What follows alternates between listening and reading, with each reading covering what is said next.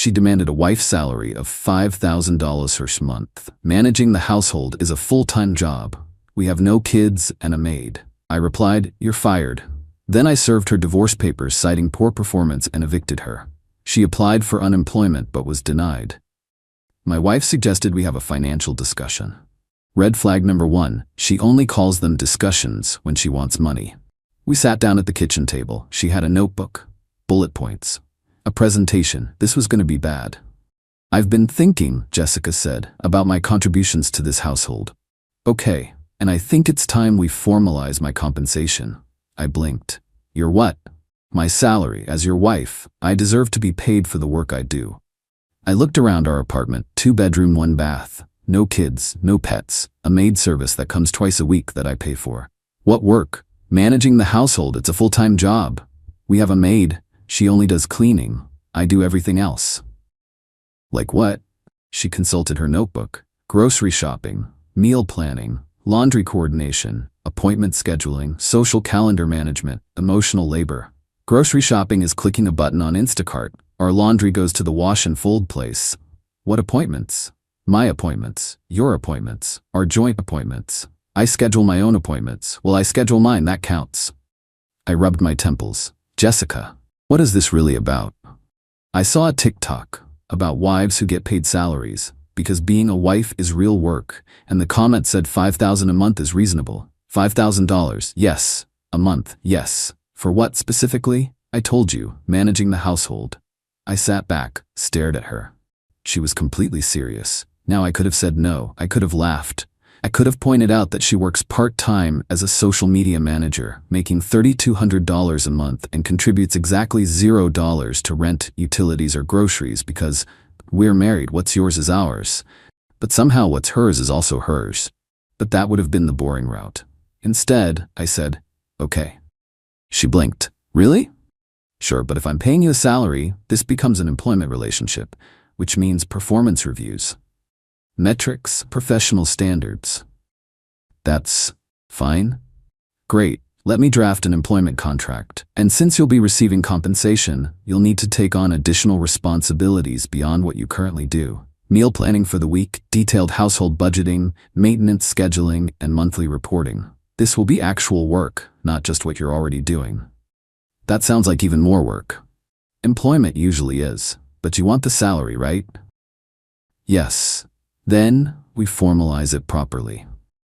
I spent the next 2 hours writing the most corporate, bureaucratic wife employment agreement possible. Pulled language from my own tech company's employee handbook, added sections about KPIs, performance improvement plans, and termination clauses. Specified the new duties that went beyond normal spousal contributions. Jessica skimmed it, saw $5,000 month salary, and signed. Mistake number 1. The next morning, I woke her up at 7 a.m. "What are you doing?" "Work starts at 8. You need to be ready." "Ready for what?" "Your job, which begins with our 8 a.m. stand-up meeting." "Our what?" "Daily stand-up, standard practice. Come on." She stumbled to the kitchen in her pajamas. I was already dressed, coffee made, sitting at the table with my laptop. "Okay," I said, clicking a pen. "Yesterday's accomplishments." "What? What did you accomplish yesterday in your role as household manager?" I don't know. Normal stuff." "Can you be more specific?"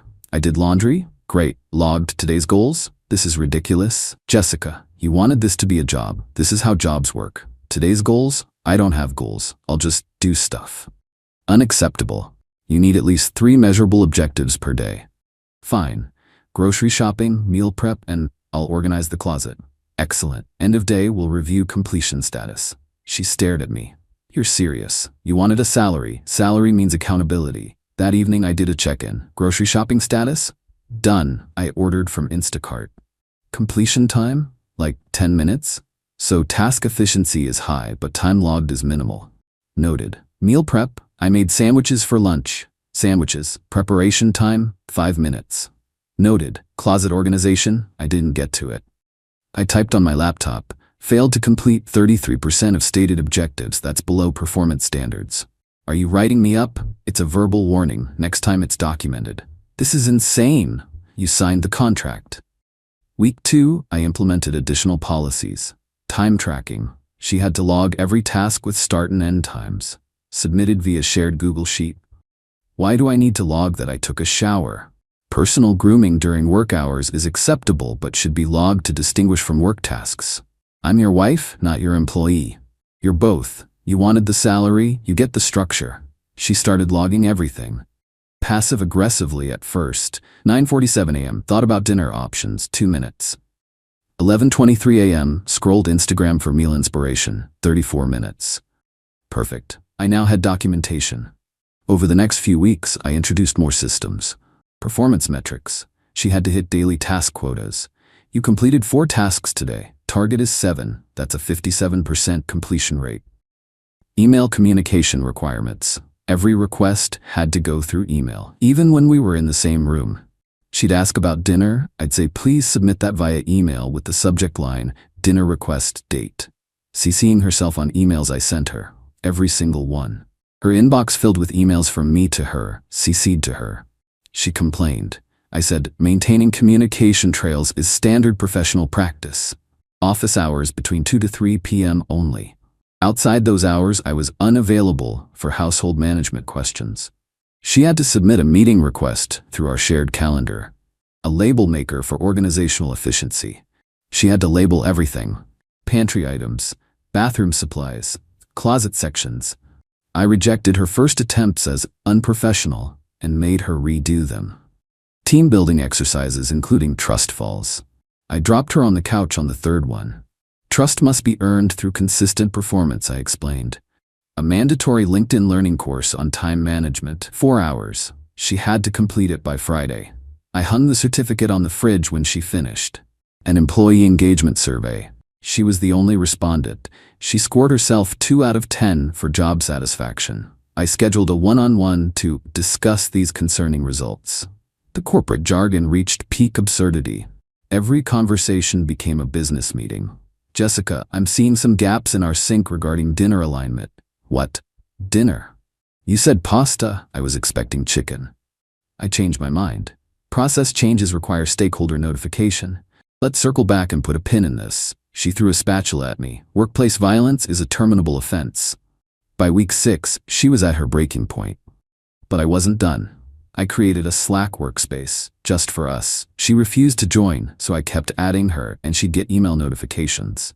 Jason mentioned you in meal planning. FYI, we're low on milk. Please advise on restocking timeline.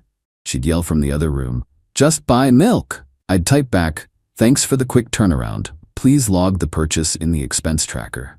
Week 7, I scheduled the performance review. She showed up to the kitchen table. I had a printed packet. Let's begin. Overall performance rating needs improvement. Excuse me? Productivity metrics show a 23% decline since program inception. Task completion rate is at 71%. Industry standard is 95%. What industry? Wife industry? Household management. There are benchmarks. This is absolutely insane. Page 3 outlines your performance improvement plan. 30 days to demonstrate measurable progress. Or what? Termination clause activates. You're going to fire me from being your wife? From the paid position, yes, the marriage would be separate but affected. She threw the packet at me. I'm not doing this anymore. Noted. Does this constitute your resignation? No, I still want the money. Then we continue with the PIP. The PIP was even more detailed. Daily check-ins, weekly reviews, bi-weekly one-on-ones, every corporate buzzword I could think of. She lasted the 30 days. Barely. Week 11, I called the termination meeting. Jessica, please sit. What now? You're fired. Silence. What? Your employment is terminated, effective immediately. You can't fire me from being your wife. I'm not firing you from being my wife. I'm terminating your paid employment as household manager. I slid a folder across the table. Your performance over the past 11 weeks has not met minimum standards.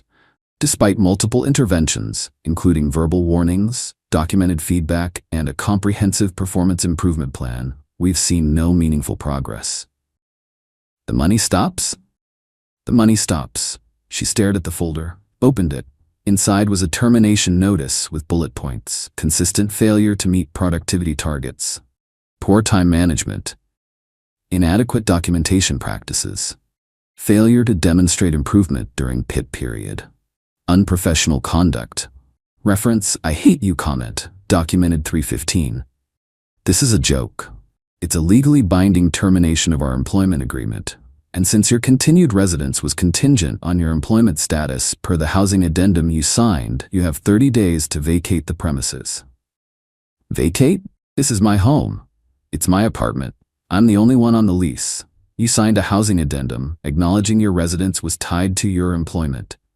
Termination of employment triggers the 30-day notice period. You're evicting me? It's a termination of your housing arrangement per the agreement you signed. But yes, if you want to call it eviction, you have 30 days written notice to vacate. After that, I'll file for formal eviction if necessary. She was furious. Threw the folder, screamed, threatened to sue for wrongful termination. I calmly pulled out the second folder. Also, I'm filing for divorce. What? It's become clear that this relationship has broken down irreparably. The employment termination is separate from this, but both seem appropriate at this juncture. I slid the divorce papers across the table. She grabbed them, started reading, then stopped. Grounds for divorce? Poor performance? It's a no-fault state, but I wanted to maintain thematic consistency. You're citing my wife performance review scores and divorce paperwork? They're attached as exhibits, yes. She read more. You're requesting full custody of the apartment and the Netflix account. We don't have kids. No, but we do have a PlayStation. I'm requesting that too. She crumpled the papers. You're insane. I'm thorough. The next week she moved out, went to her sister's place, blew up my phone with increasingly unhinged texts about how I can't just fire someone from marriage and how this will never hold up in court. I responded professionally. Per company policy, all communication must be in writing. Please submit any concerns via email to my personal mail. Thank you. Then came the absolute best part. 2 weeks after she moved out, I got a call from the state unemployment office. Mr. Anderson, we have a claim filed by Jessica Anderson for unemployment benefits. She lists you as her previous employer. I almost choked laughing. Yes, that's correct. Can you confirm her employment dates? Started January 15th, terminated April 1st. 11 weeks total. Reason for termination?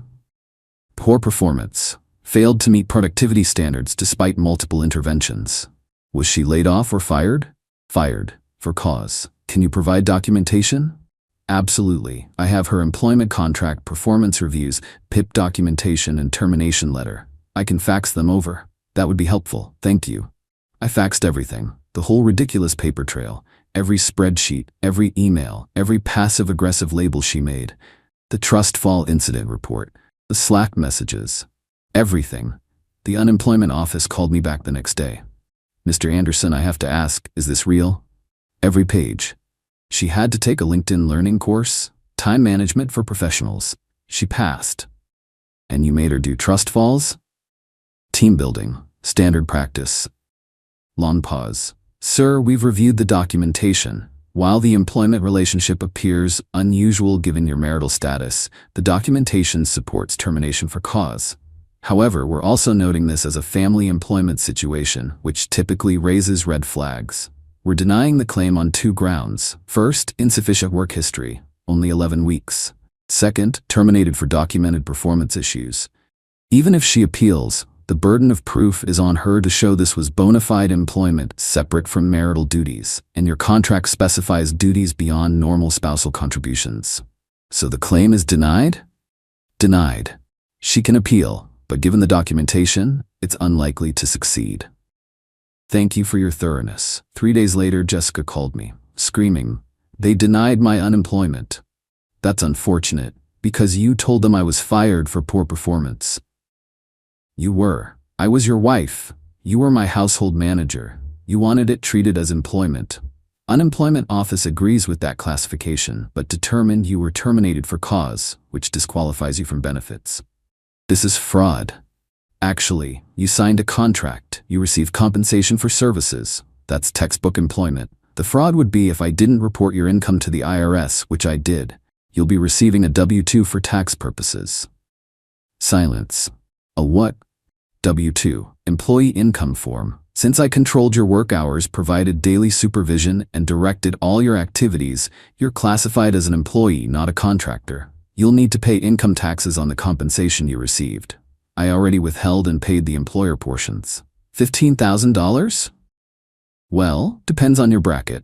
You made $15,000 over 11 weeks. After standard deduction, you're probably looking at around $2,000 to $3,000 total in taxes, federal and state combined. I already paid my half of FICA taxes as your employer. I don't have $3,000. Should have considered that before signing an employment contract. The W-2 will arrive in January. More screaming. I hung up. She tried to fight the divorce, claimed the whole employment thing was a sham and she deserved alimony. Her lawyer argued she was entitled to spousal support, that the employment arrangement was fabricated to avoid alimony. My lawyer presented the contract, the performance reviews, the PIP, the termination letter, the time logs, the emails, everything. Judge looked at everything, took his time, read through multiple pages. Mrs. Anderson, you're claiming this employment arrangement was illegitimate? Yes, he tricked me. Did you receive the payments? Yes, but did you sign the contract? Yes, but I didn't understand. Were you coerced? No, but did you perform the work specified in the contract? I tried to, but so you accepted a paid position, signed an employment contract, received compensation, performed work, and were subsequently terminated for documented performance issues after a formal improvement plan, correct? When you put it that way, is there any other way to put it? Her lawyer tried to interject. Your Honor, this was clearly a marital arrangement disguised as employment. Counselor, your client signed a contract specifying duties beyond normal spousal contributions. She accepted payment, she logged work hours, she participated in performance reviews, she completed mandatory training. This isn't a disguised marital arrangement, it's employment she agreed to and failed at. I see no grounds for alimony. Divorce is granted, no spousal support. Jessica tried one more thing. She filed a wrongful termination lawsuit in small claims court, claimed I had created a hostile work environment and fired her without cause. I showed up with 3 folders, tab dividers, color-coded documentation. She showed up with her sister and a notebook of handwritten complaints. Judge asked her to state her case. He fired me from being his wife. Actually, I interjected, I terminated her employment as household manager. The marriage dissolution was separate. She filed for wrongful termination.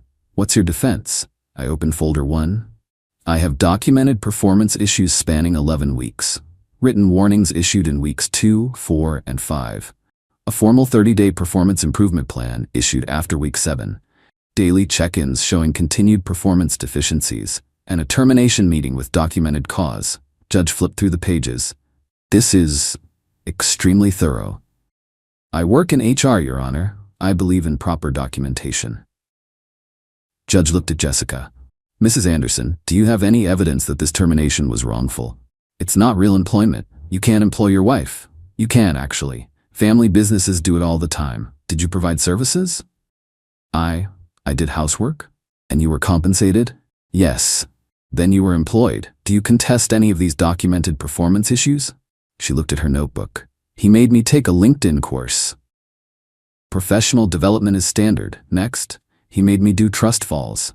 Team building exercises are common. Next, he CC'd me on my own emails. Judge looked at me. Is that true? Standard practice for documentation purposes, Your Honor. Judge looked back at Jessica. Anything that actually contradicts the termination cause? She had nothing. Case dismissed.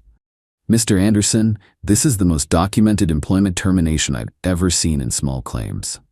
Thank you, Your Honor, I'm thorough. After that, Jessica finally gave up, signed the divorce papers, moved on. But the best part?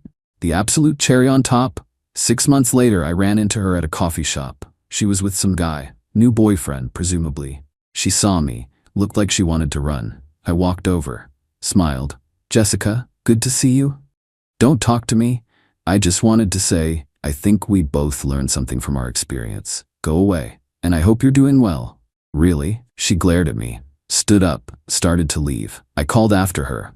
Oh, and Jessica, if this one offers you a salary, read the contract first. She flipped me off.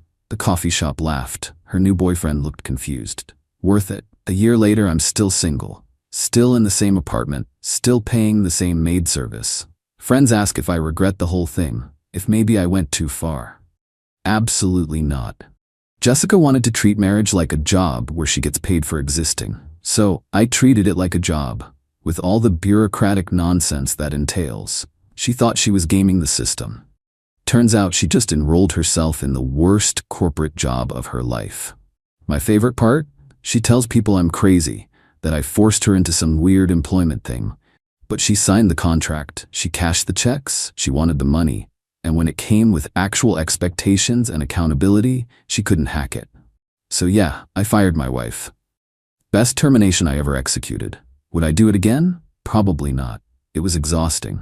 All that documentation, the emails, the spreadsheets, but watching her try to claim unemployment, watching her face when the judge dismissed her lawsuit, absolutely priceless. Some lessons are expensive. This one cost her $2,000 to $3,000 in income taxes and zero unemployment benefits. Meanwhile, I saved $60,000 a year I would have wasted on someone who wanted to be paid to do literally nothing. The maid service still comes twice a week. The apartment is cleaner than ever, and I don't have to fill out a single performance review. Life is good. And if anyone asks, yes, I'm still doing wife performance reviews. Just kidding. I learned my lesson. Sort of. Actually, my girlfriend and I just moved in together last month. On the first day she joked, "So, what's my salary going to be?" I pulled out a folder. She went pale. "Kidding, I'm kidding." She didn't laugh. "But seriously," I said, "we need to discuss household responsibilities. Please tell me you don't have a spreadsheet." I opened my laptop, turned it around. She saw the blank Google sheet titled Household Task Distribution Matrix. "Oh my God. I'm joking. She threw a pillow at me. But here's the thing, she actually thought I was serious, because she'd heard the story. Everyone's heard the story. I'm the guy who fired his wife. And you know what? I'm fine with that. Because every time someone brings it up at a party, I get to watch their faces when I explain the unemployment claim. The laughter is always worth it. Jessica wanted $5,000 a month for being a wife. I said sure, but made her actually work for it. She couldn't. So I fired her. Simple as that. And somewhere out there, she's telling her version of this story to her new boyfriend. Probably leaving out the part where she signed the contract. Definitely leaving out the part where she tried to claim unemployment. But that's fine. I have the receipts. All of them. Literally. I kept everything. Because you never know when someone might ask, "Can you really fire your wife?" And I can pull out my phone and show them the termination letter, with poor performance listed as the reason. Every single time. She demanded I pay for her sister's BBL surgery. She's depressed about her body. Be a good brother-in-law, I replied. Not my problem. Then I bought myself a new truck with that exact amount of money. The screaming voicemail when I pulled up in the driveway. Man, where do I even start with this crazy story? The main confrontation happened about 6 weeks ago, but this whole situation has been building for almost a year. Quick background. I'm 31M, married to Amanda, 28F, for 2 years now. I work in logistics, making decent money around $85K per year. Amanda works part-time at a vet clinic, making maybe $25K. We split household expenses proportionally based on income, so I pay about 75% of everything. Amanda has this sister named Bree, who's 24, and honestly a complete train wreck. Dropped out of community college 3 times, lives with different guys every few months, has never held a job for more than 6 weeks. Classic case of someone who thinks the world owes her everything, but doesn't want to work for anything. Bree's always been jealous of people who have their stuff together. Makes snide comments about my truck being too fancy or our apartment being in a nice area. Like, sorry, I chose to finish college and build a career instead of partying until I was 24 with nothing to show for it. The plastic surgery obsession started about 8 months ago. Bree became convinced that her problems would disappear if she just got a Brazilian butt lift. Spent hours on Instagram looking at before and after photos, talking about how much better her life would be with a bigger butt. Amanda initially tried to talk sense into her, explaining that surgery wouldn't fix her underlying issues, that she needed to focus on getting stable employment and working on herself mentally before thinking about cosmetic procedures. Bree wasn't hearing any of it. Then Bree started the research phase, found a clinic in Miami that specialized in BBLs, looked up financing options, read horror stories about botched surgeries. The whole thing became her full-time obsession. Every conversation somehow circled back to this surgery she couldn't afford. The procedure she wanted cost $15,000.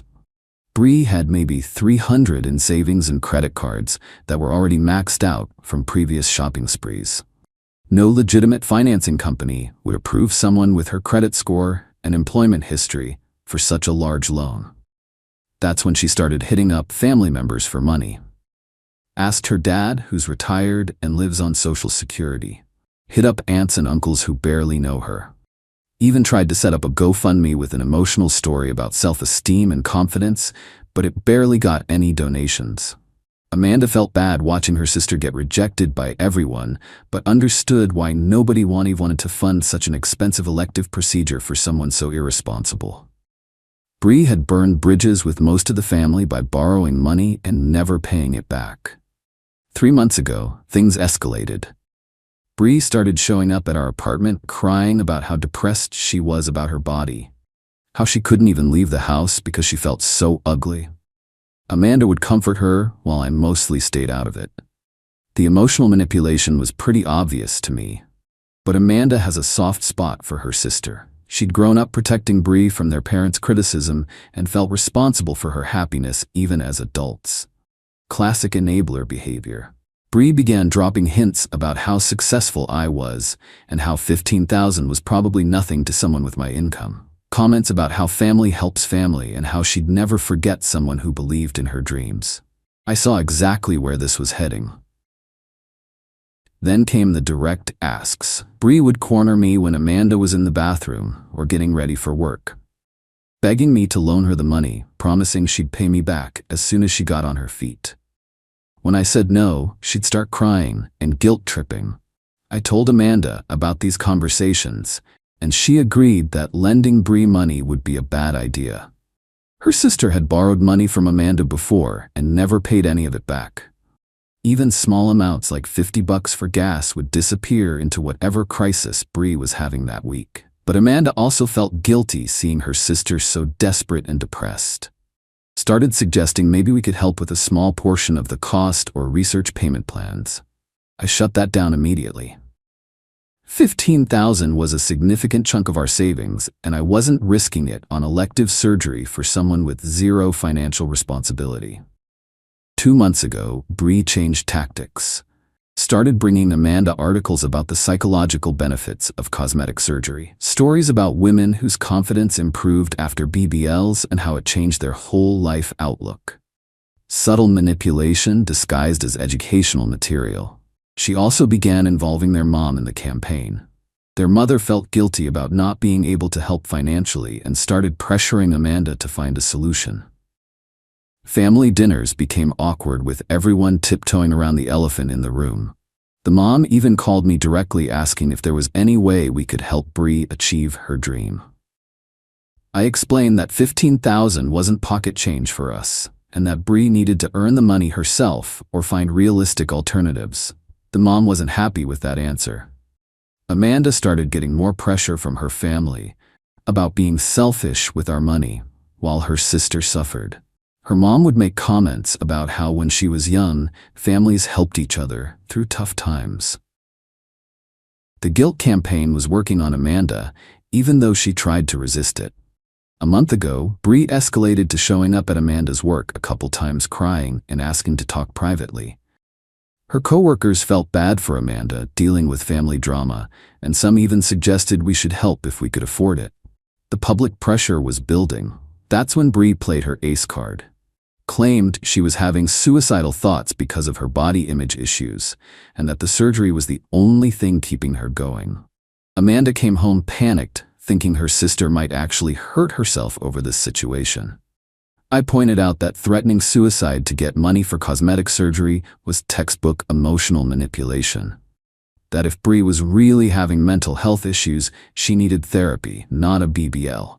Amanda agreed logically, but emotionally was still scared for her sister. The family meeting happened 3 weeks ago. Bree, her mom, and Amanda sat me down to present their case for why I should fund the surgery. They had payment plans, researched clinic reviews, and testimonials about life-changing results. It was like a sales presentation. Bree cried about how this was her chance to finally feel confident and build a better life. Her mom talked about family responsibility and how successful people should lift up those struggling. Amanda mostly stayed quiet, but I could tell she wanted me to agree. I listened to the whole pitch, then calmly explained my position. $15,000 was a significant amount of money that we'd worked hard to save. Bree had never shown financial responsibility and had no realistic plan to pay us back. This wasn't an emergency medical procedure, it was an elective cosmetic surgery. The room went silent for a moment, then Bree exploded. Started screaming about how selfish I was and how I didn't understand what it was like to feel ugly every day. Called me heartless and said I was keeping her from happiness because I was cheap. Her mom jumped in, saying I clearly didn't care about family and that $15,000 meant nothing to someone making my salary. Amanda tried to calm everyone down, but the damage was done. The meeting ended with Bree storming out and her mom giving me dirty looks. That night, Amanda and I had a serious conversation about boundaries and financial priorities. I explained that giving into this kind of manipulation would set a dangerous precedent with her family, that we'd become the bank for every scheme or crisis Bree cooked up in the future. Amanda understood my perspective, but was torn between supporting her husband and helping her sister. We agreed that our financial goals came first, and that Bree needed to find another solution. I thought the matter was settled. I was wrong. Last week, Bree showed up at our apartment with a new strategy. She'd found a clinic that offered a small cash discount and was presenting this as a compromise, like she was doing us a favor by finding a way to save money. When I still said no, she lost her mind completely, screamed that I was ruining her life and that she'd never forgive me for keeping her from her dreams. Said I was a terrible brother-in-law and that Amanda deserved better than someone so selfish. Amanda defended me, which made Bree even angrier. She accused Amanda of choosing money over family and said their dead grandmother would be ashamed of how materialistic we'd become. Really pulled out all the stops with the emotional manipulation. The final confrontation happened 5 days ago. Bree came over with printed photos of the results she wanted and a detailed plan for how the loan would work. She'd apparently spent hours crafting the perfect argument to change my mind. She laid out the photos and started her pitch about how this surgery would transform her self-esteem and give her the confidence to finally succeed in life. How she'd be able to get better jobs and relationships once she felt good about her body. The whole thing was delusional, but she clearly believed it. When I remained unmoved, she switched to anger mode, told me I was heartless for watching her suffer when I could easily solve her problems. That $15,000 was nothing to me but everything to her. That being a good brother-in-law meant supporting family dreams. I finally had enough and told her exactly what I thought. That her problems weren't caused by her body, they were caused by her attitude and poor choices. That no amount of plastic surgery would fix someone who refused to take responsibility for their life. That she needed therapy, not a BBL. Bree absolutely lost it. Started screaming about how I didn't understand anything and how dare I lecture her about responsibility. Called me every name in the book while Amanda tried to calm her down. The neighbors probably thought someone was being murdered. After she left, I made a decision. Went online and started looking at truck dealers.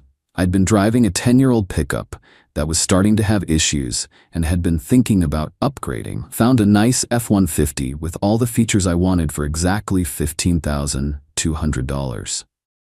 The next morning, I went to the dealership and put a deposit down on the truck.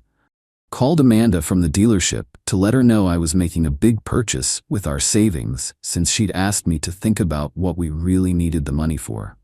She was surprised but didn't object when I explained my reasoning. The truck is amazing. 4-wheel drive, leather seats, navigation system, backup camera, all the bells and whistles.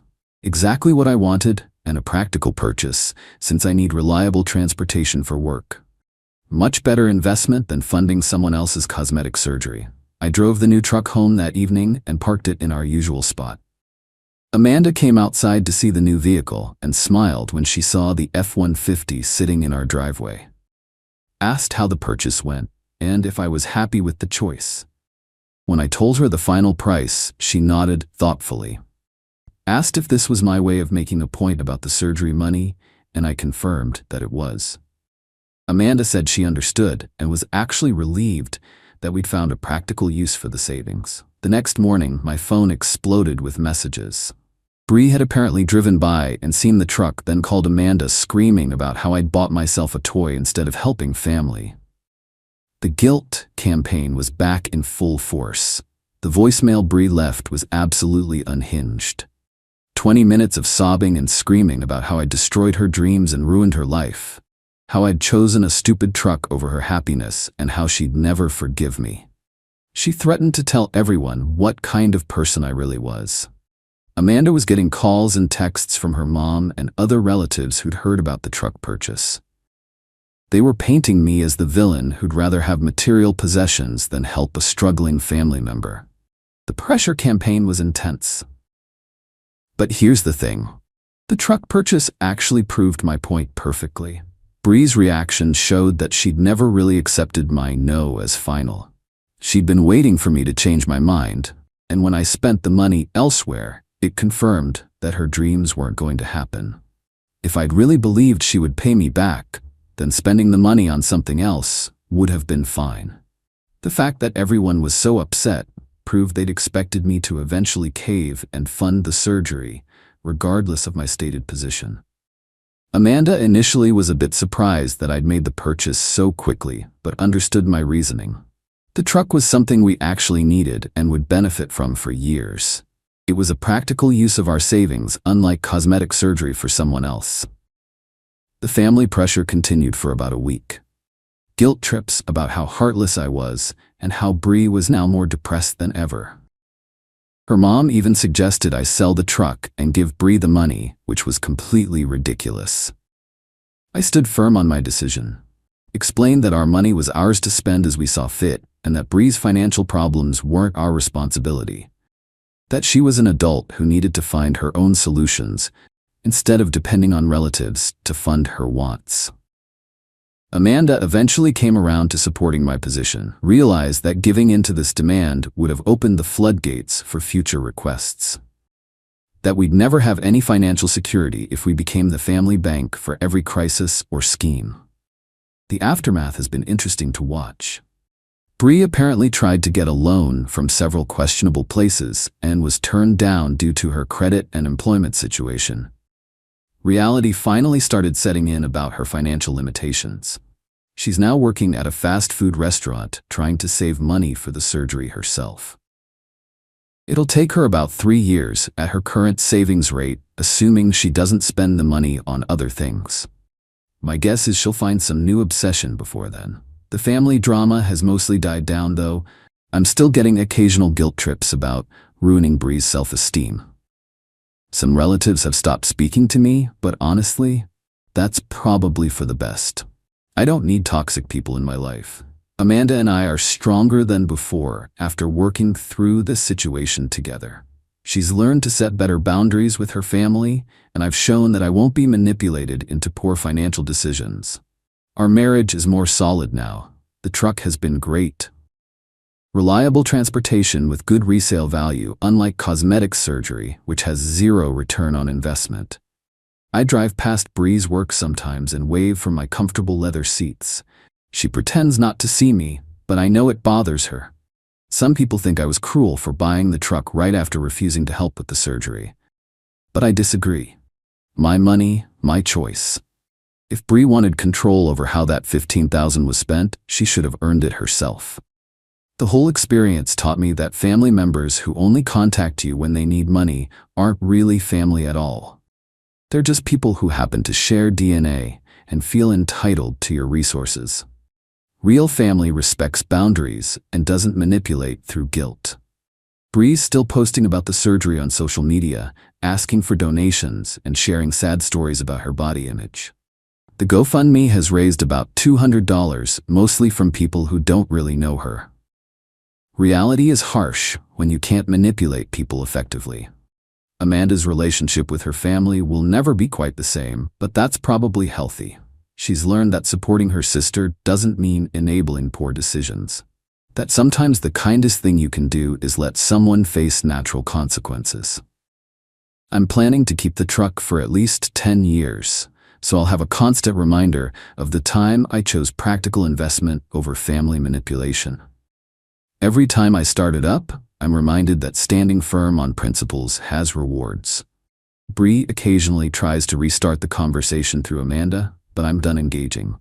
She had her chance to present her case, and I made my decision. No amount of crying or guilt-tripping will change the outcome now. The truck gets great gas mileage and has all the features I wanted.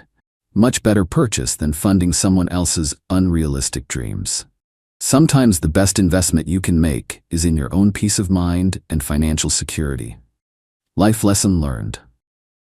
When family members try to guilt you into poor financial decisions, the best response is to show them better uses for that money.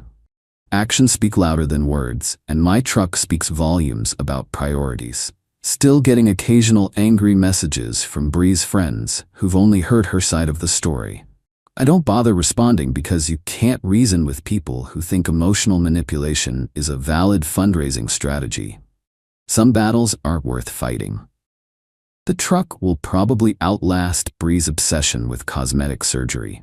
By the time she saves enough money for the procedure, she'll probably want something completely different. That's how immature people operate, always chasing the next quick fix. Amanda jokes that she married the right person since I can't be manipulated into stupid financial decisions. Says she feels more secure knowing I'll protect our family's resources from outside pressure. Trust and respect matter more than temporary approval from toxic relatives. Best $15,000 I ever spent. Got reliable transportation and proved I won't be pushed around by guilt trips. Sometimes you have to make hard choices to maintain your principles and financial security.